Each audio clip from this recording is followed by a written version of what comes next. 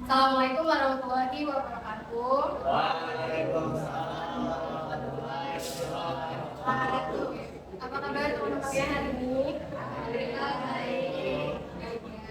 Oke. Di sini kita akan memulai kegiatan. Sebelum kita memulai kegiatan hari ini, kita berdoa terlebih dahulu ya. Berdoa dimulai.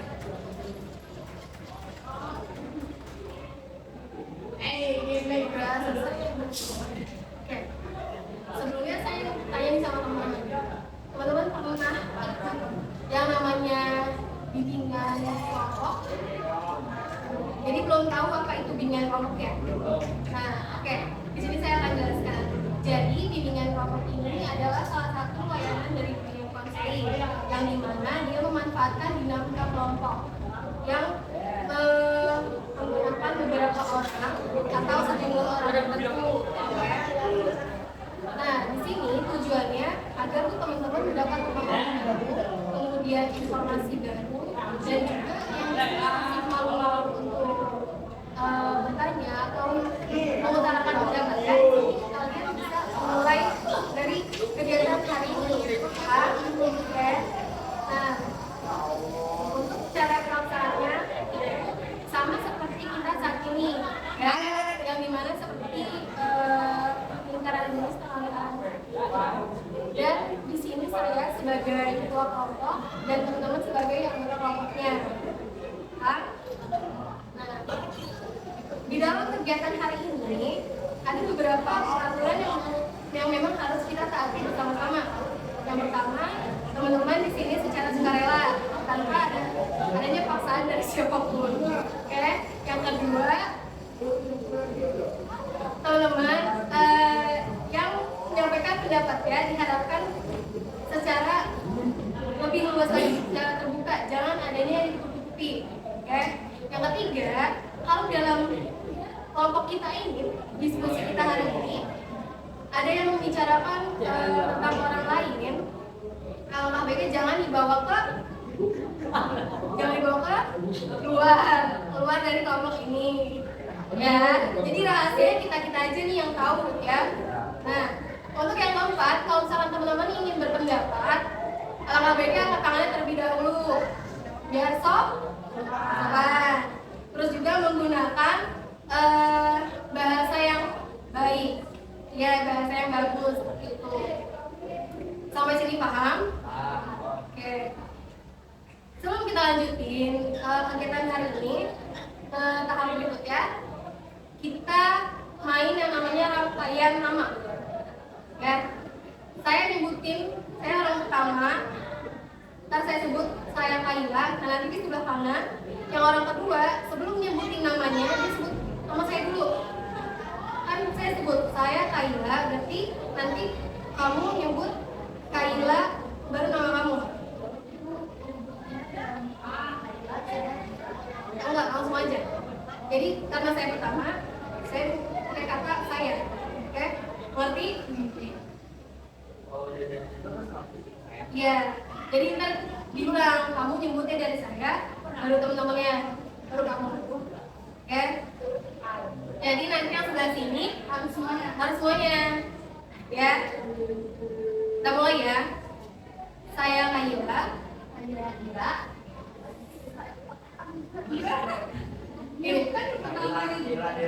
Iya, coba dari Kaila, Ira, Nara. Ya, ulang lagi ya.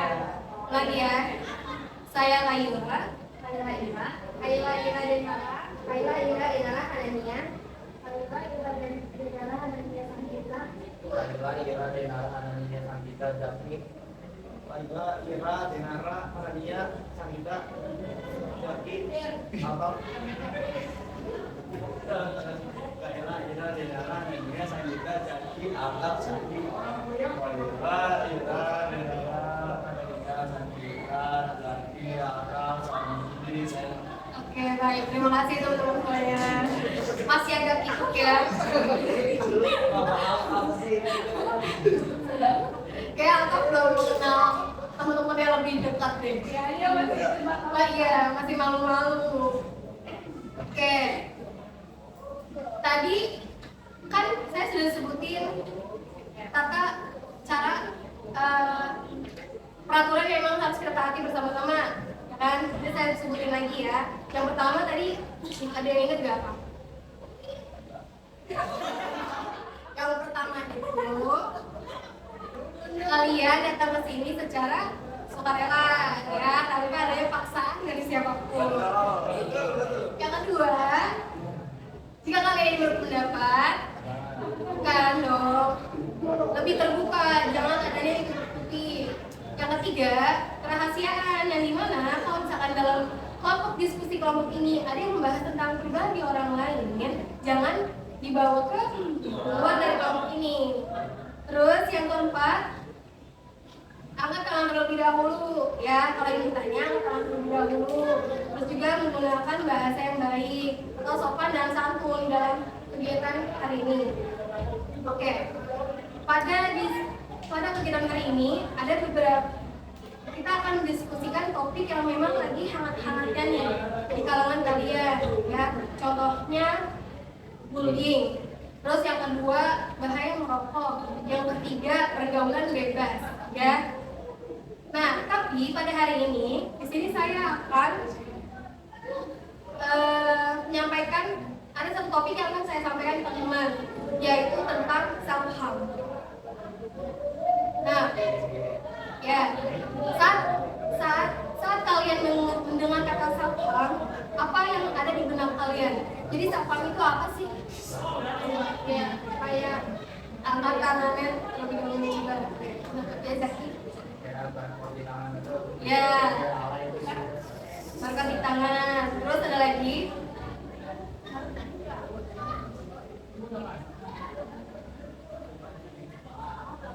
Nah, juga apa? Oh, depresi. Oke, baik, terima kasih. Jadi, self harm ini adalah salah satu dia tuh menyakiti dirinya sendiri secara sengaja untuk melampiaskan rasa emosionalnya. Ya. Jadi ketika salah satu orang yang dia sudah memendam rasa emosionalnya, dia bisa melakukan self harm kepada dirinya sendiri. Oke. Nah, tadi kan self harm seperti apa? Tadi kan Jaki udah nyebutin ya. Coba yang lain, kalau menurut kalian tuh bentuk-bentuk self harm itu ada apa aja? Kan tadi Jaki udah nyebutin nih, kebarkot. Terus yang lain ada lagi nggak?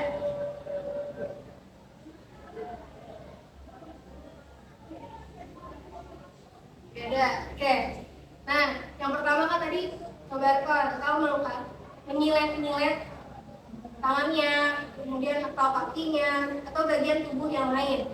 Yang kedua, dia itu membenturkan kepalanya ke tembok. Itu termasuk self harm, kan? Menyakiti diri sendiri. Yang ketiga, dia juga ada yang meminum racun. Tahu kan kalian, kalau orang udah depresi banget nih, dia pasti udah pikirannya udah kemana-mana, pasti minum racun, minum hal-hal yang memang nggak boleh diminum, kan? Yang obat ini mengisolasi dirinya sendiri selama berhari-hari tanpa makan, tanpa minum, itu termasuk menyakiti dirinya sendiri kan ya. Nah, di sini saya mau ceritain pengalaman pribadi saya, bukan pribadi saya, kayak pengalaman teman saya. Karena saya punya teman yang emang dia self harm ya. Jadi setiap dia emosi, dia nggak mau melampiasin ke temannya dong, takut kena masalah, ya kan? Dia jadinya melampiasin ke dirinya sendiri. Entah dia barcode nih, jadi setelah dia menyilet kulitnya, habis itu langsung dijahit sama dia. Itu dia melampiaskan rasa emosinya tuh ke dirinya sendiri, kayak gitu. Kalau dari teman-teman nih, ada yang punya pengalaman nggak dari ceritanya? Ada? Kenapa? Cuma tahu karena ada masalah.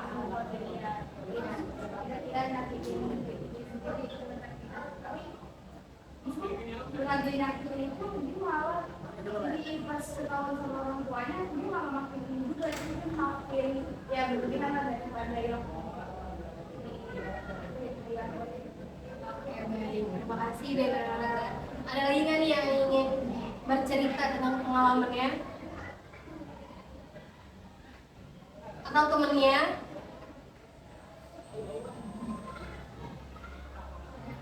Boleh. Saya emang anaknya ada ambis dalam hal belajar. Pas itu emang dia seringnya orang yang satu, tapi tiba-tiba emang dia udah turun.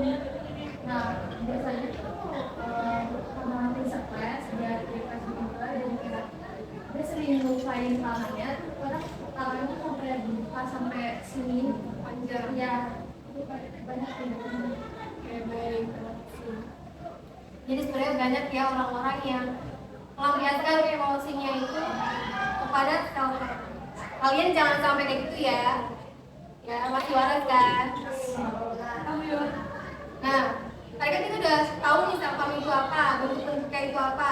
Nah sekarang, menurut kalian faktor kenapa orang bisa self harm ada apa aja ya? Yang pertama, masalah keluarga. Yang kedua, lingkungan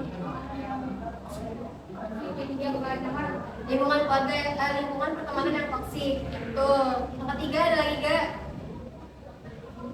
Bullying. Tuh. Lagi? Apa?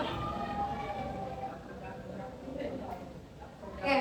Jadi kan tadi kan udah disebutin ya, bullying, kemudian ada lingkungan pertemanan yang toksik, dan sama satu lagi tadi apa?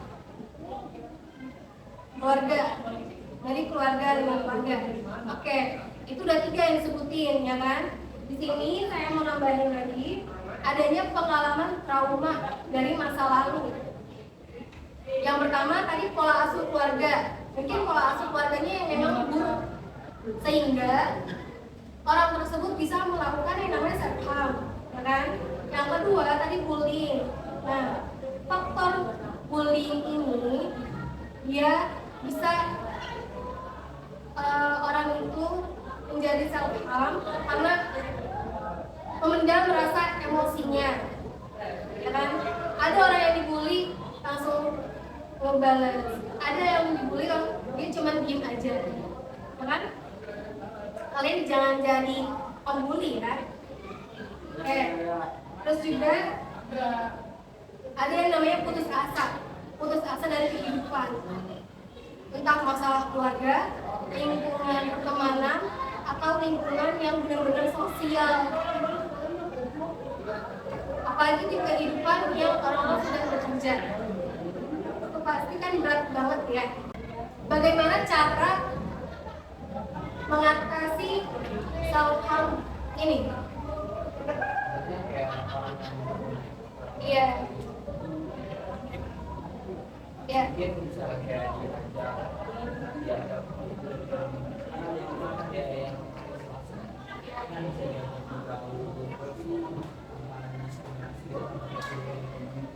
Ya betul.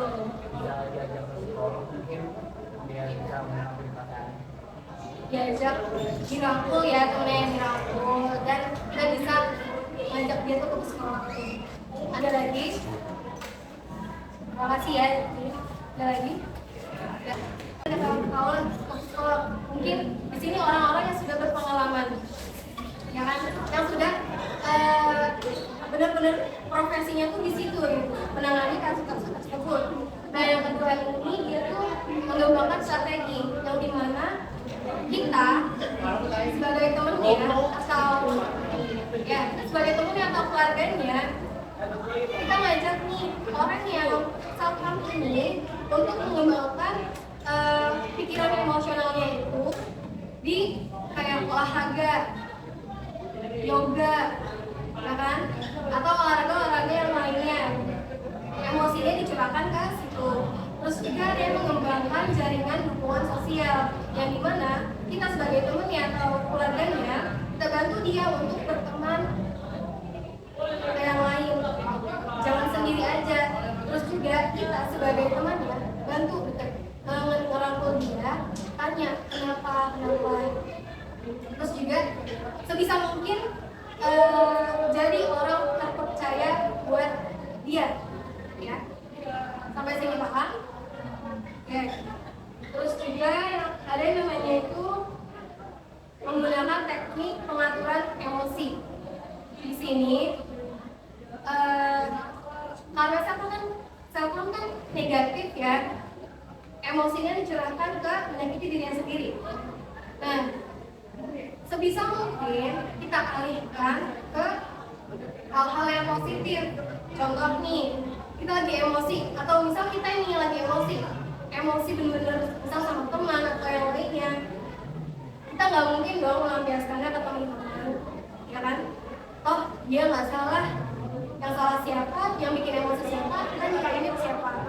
Jadi yang positifnya ini, misal nih kita ngerjain pekerjaan rumah, beres-beres rumah, kemudian nonton drama atau nonton film-film yang memang bikin kita tuh relax gitu. Paham? Sampai sini ada yang mau ditanyain gitu tentang self-harm?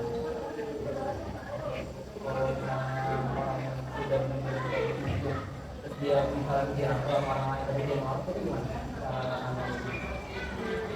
Itu kita alihkan ke orang yang sudah berprofesional, yang benar-benar ahli di bidang itu.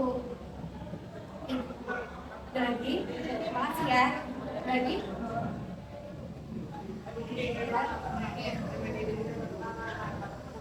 Karena ini sudah menuju akhir kegiatan, saya meminta masing-masing dari teman-teman di sini untuk berkomitmen tentang kegiatan hari ini, topik ini. Dimulai dari kanan saya nih. Kanan dulu pegangan. Kan kalau misalkan misal nih saya berjanji, kalau misalkan saya melihat saya atau diri saya sendiri nggak mungkin.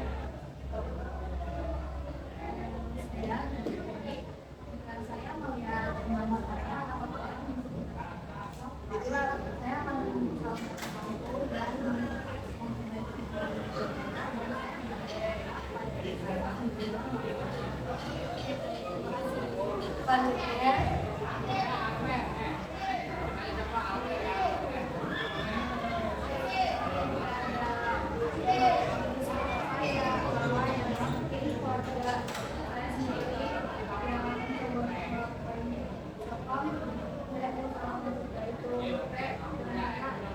saya bisa ngobrol supaya dia bisa saya atau saya bisa ada dia ya terus saya juga menjadi pada diri saya sendiri. Saya emang saya punya kesalahan, jika saya punya kesalahan saya dimarahin apa gimana, saya punya masalah bisa mungkin saya nggak akan melakukan Di sini saya berkomitmen dengan jadi saya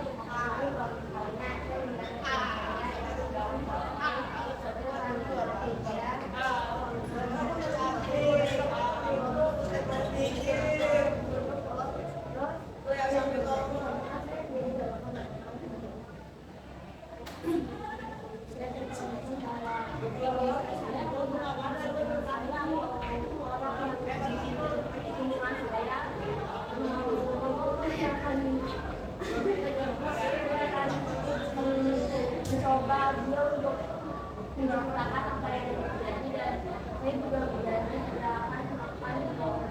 Terima kasih.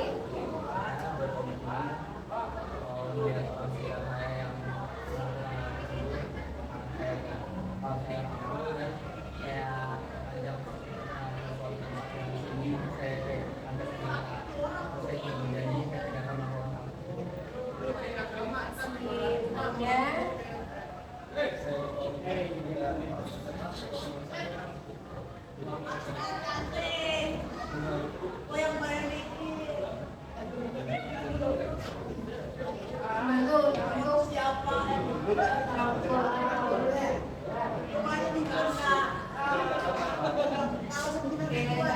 kasih. Lanjut. Terima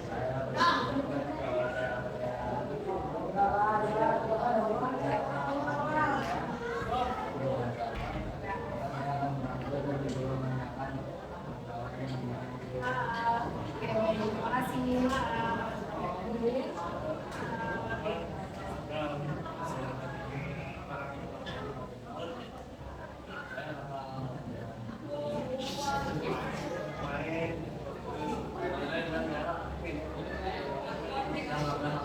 Oke, baik, terima kasih. Oke, makasih semuanya. Kemudian saya mau 2 orang, cewek cowok, 1 cewek 1 cowok, untuk memberikan pesan-pesan dari kegiatan hari ini. Oke.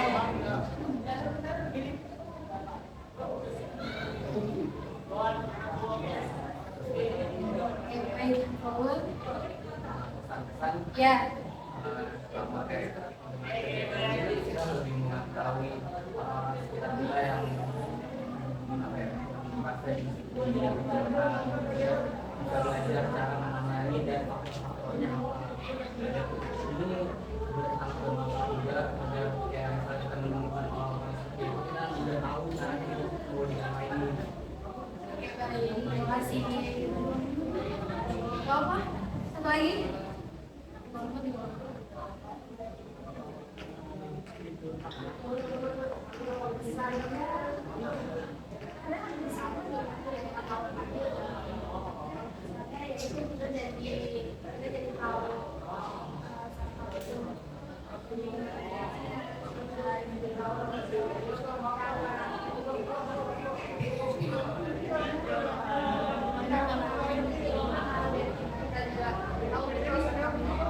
Baik, ya kita jangan sampai juga